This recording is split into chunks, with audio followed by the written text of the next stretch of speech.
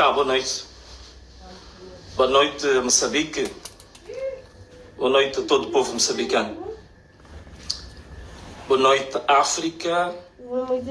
Boa noite, diáspora. Europa. América. Boa noite, Ásia, Austrália, Oceânia, Antártida e o resto do mundo. O conhecido e o desconhecido. Você que já está ligado a esta live, pode já partilhar a live com 30 pessoas. Essa é a live mais importante do nosso percurso de luta, que vem praticamente, digamos, a cerca de 2 meses e meio, ou 2 meses e uma semana. Então partilhe esta live para que todos possamos hoje interagir e falar um bocado, porque sei que havia muita ansiedade relativamente a esta live. Então pode partilhar esta live. Sei que estão a ocorrer serviços noticiosos das televisões, porque neste momento creio que devem ser por aí volta de 20 horas e 15, 20 horas e 15, 10 e 20, creio que sim, de Moçambique. Você está a ligar a live agora? Está a ligar a live agora, também pode partilhar esta live para 30 pessoas ou para 30 grupos. Partilha a live para 30 pessoas ou para 30 grupos. Partilha a live para 30 pessoas ou para 30 grupos. Muito obrigado. Então, acho que quando tivermos 30 mil pessoas, nós podemos iniciar a nossa live, que acho que estamos um pouco próximo disso. Boa noite. Quem está a ligar agora, liga a nossa live, partilha o link da nossa live para 30 pessoas ou para 30 grupos, tá bom? Vamos ver se a gente consegue ter o máximo número de pessoas conectadas. Há de ser uma live muito curta, 10, 15 minutos,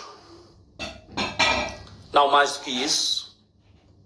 Então era bom que começássemos a falar quando o maior número de pessoas estivesse aqui conectado. Boa noite, Moçambique. Boa noite, Yusuf. Boa noite, Nelson Tinga. E boa noite, Maybeck. Boa noite, Tina Francisco. Boa noite, Gilda Manhissa, Antônio Patrício. Também estou feliz por te ver. Boa noite, Pace Wamus, João Félix, Jaime Mariquel, Tanice. Boa noite a todos, boa noite. Bom, aquele que está ligado, não se esqueça de partilhar a live agora com 30 pessoas, porque a nossa live vai ser muito curta, muito breve, tá bom? Então, José Francisco Capesse, ok? Canilde, Ozzy, Ziraldo, boa noite. Psicólogo Carmilo de Xixong, estás aí? Meu irmão, tudo bem? Tio Lorino, boa vida. Ed Estevão, Antonino Bazo. Perfeito, ok. Nós queríamos iniciar a live com cerca de 30 pessoas, mas já vamos agora muito próximo de 50 mil pessoas. Penso que podemos iniciar a nossa live de hoje, né? Mas tenho a certeza de que você está a assistir e partilhou o link para o mínimo de 30 pessoas. Que o Senhor possa abençoar todo o nosso país. Que o Senhor possa nos tirar dessa situação calamitosa em que o país se encontra agora. O país está num vale, mas temos certeza que pela sua graça, pela sua misericórdia, o Senhor vai tirar o país da situação que se encontra e o Senhor vai abrilhantar Moçambique. Como sempre dissemos, Moçambique será uma grande nação. E disso ninguém pode impedir. Obrigado, Senhor. Bom, caros amigos, o que nós temos para hoje para falar? Muita gente deve estar a perguntar, mas Venâncio, o que aconteceu? Venâncio, eu passei por montanhas, passei por vales, passei por muralhas, passei por tempestades, tornados, ciclones. Mas estou aqui de pé, estou firme, pela graça e misericórdia de Deus. O que nós temos para falar hoje? O primeiro ponto que eu queria dizer é com relação aos nossos blocos regionais, a essas organizações políticas, econômicas, sociais, onde boa parte dos nossos países está inserido e que tem como missão zelar pelos nossos países, pela paz, pela tranquilidade, pela democracia. A SADC, por exemplo, onde Moçambique faz parte, Commonwealth, também Moçambique faz parte, a União Africana, Moçambique também faz parte. Está a acontecer uma tragédia em Moçambique, uma espécie de um genocídio silencioso em Moçambique.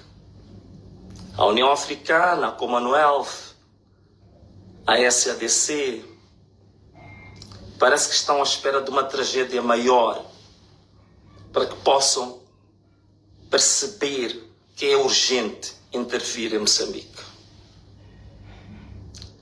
E então, estas organizações, e até certo ponto, estão a perder relevância. Por isso que existem alguns países que até dizem que futuramente, provavelmente, se desmembrem deste tipo de organizações. Os momentos mais dramáticos, mais difíceis que alguns países vivem, estas organizações, elas não têm relevância nenhuma. A crise humanitária, política, social, eleitoral em que Moçambique se encontra, a União Africana ficou irrelevante, a SADC quase patética, e até outras organizações distantes, de outras geografias, de outras latitudes, estão mais sensíveis, como a União Europeia, como os Estados Unidos da América, estão mais sensíveis à questão moçambicana do que as organizações das quais nós fazemos parte no nosso próprio continente. Certamente não é este continente que sonhou como Nkrumah. Não é este continente que sonhou Nelson Mandela. Não é por este continente que lutou Steve Biko. Não é por este continente que pessoas, ainda que não sejam da África, mas que lutaram também por África, morreram salientando, exaltando a África, como Martin Luther King. Estas figuras todas queriam uma África que fosse diferente desta. Não é esta África que lutou e morreu por ela Nelson Mandela. Não é esta África que lutou e morreu por ela Eduardo Mondlane. Não é por esta África que lutou e morreu por ela Samora Machel. Não é por esta África que lutou e morreu por ela Afonso Dhlakama. Não é por esta África que lutou e morreu por ela Azagaia. Uma reflexão para os países africanos, para nós como moçambicanos. Onde é que nós estamos enquadrados? Qual é que é essa África que nós nos encontramos? Onde é que está a nossa africanidade? O pan-africanismo está pendurado aonde? Em que árvore é que o pan-africanismo está enforcado? Qual é essa corda que se encaixou no pescoço do pan-africanismo, da africanidade, do orgulho africano? Onde é que isto ficou perdido? O problema já não é de quem quer explorar recursos na África. O problema não é de quem quer vir tirar proveito dos recursos naturais. O problema é que a própria África, os próprios africanos, não têm noção da sua própria irmanidade, não têm noção da sua própria fraternidade, não têm noção de que eles são irmãos e que deviam ser os africanos os primeiros a resolver os problemas africanos, deviam ser os africanos os primeiros a se tornarem sensíveis para os problemas dos seus próximos, dos seus vizinhos. Este é o desafio para a África. O segundo ponto que eu queria falar. Em Moçambique estamos a ter um genocídio silencioso. Tal e qual quando começou aquilo que hoje já se chama de terrorismo. Diziam-se que é pequeno banditismo. Depois disseram-se que era insurgência. Depois se assumiu que é terrorismo. Hoje, ninguém está ainda a verificar o genocídio silencioso que está a acontecer. Nestas eleições, nós estamos a assistir os presos da Machava, que foram soltos de forma simulada, depois foram baleados. Vemos aí centenas deles a serem lançados nas valas comuns. Hoje, estão a entrar, a polícia está a entrar nas casas, sequestrando jovens, assassinando jovens. Em Tete, ainda há pouco tempo, 8 jovens que diziam ou eram acusados de ser apoiantes do Venâncio foram sequestrados sob a alegação de que iam ao comando distrital. Desviaram o percurso, assassinaram 8 jovens, distrito de Macanga, em Tete, e foram enterrados na vala comum. A população descobriu, exumaram os corpos. Estou a falar de coisas que ainda ontem estava a ser executada a exumação. Os corpos foram exumados em Macanga. 8 corpos baleados, mortos, de jovens. Dizem que são apoiantes de Venâncio Mondlane. Em Cabo Delgado, Montepuez, assassinaram o coordenador político do Podemos.